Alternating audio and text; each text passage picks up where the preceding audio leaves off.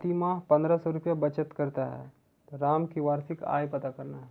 तो बहुत आसान है, चलिए देखते कैसे सॉल्व करते हैं।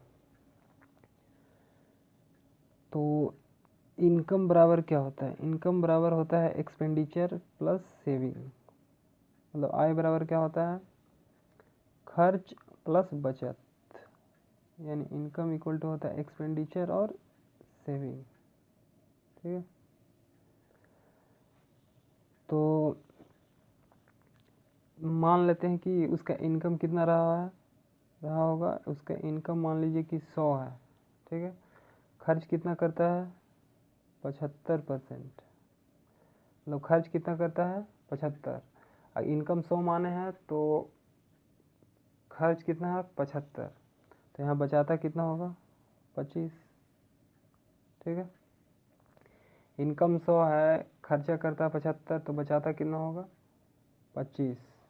ठीक है, और यहाँ कितना बचा रहा है? 1500 बचा रहा है। ठीक है, यहाँ कितना बचा रहा है? 1500।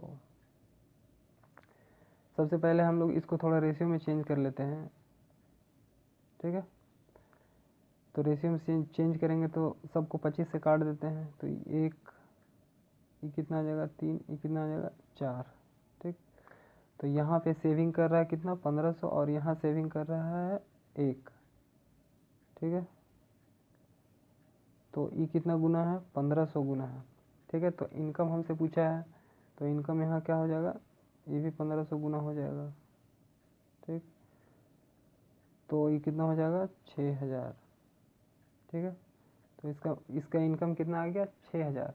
ये पर मंथ का इनकम है, लेकिन हमसे क्या पूछा है? वार्षिक इनकम। तो आपको क्या करना पड़ेगा? 6000 में 12 से गुना करना पड़ेगा। ठीक है, तो पूरा वार्षिक इनकम आ जाएगा। तो 12 छक 72, तो 72,000 इस सवाल का सही जवाब होगा। ठीक है, यानी ऑप्शन डी इस सवाल का सही जवाब है। आप इसको रेशियो मेथड से भी बना सकते हैं। चलिए मैं आपको रेशियो मेथड भी बता देता हूँ कि रेशियो से आप कैसे बना सकते हैं। देखिए 75% का मतलब कितना होता है? 75% का मतलब होता है 3/4। 75% का मतलब 3/4। ठीक है, तो इनकम है, इनकम, एक्सपेंडिचर और सेविंग। ठीक है, तो इनकम मान लेते हैं कितना रहा था? कितना रहा होगा? 4। इनिशियल ये इनकम है, ये जो 4 है ये इनकम है।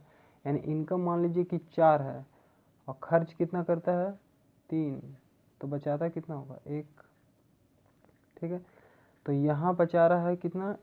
1। यहाँ कितना बचा रहा है? 1500। तो हम बोलेंगे 1 बराबर 1500। 1 बराबर 1500। ठीक है, तो इनकम पूछा है, तो इनकम कितना है? 4। तो 4 बराबर कितना हो जाएगा?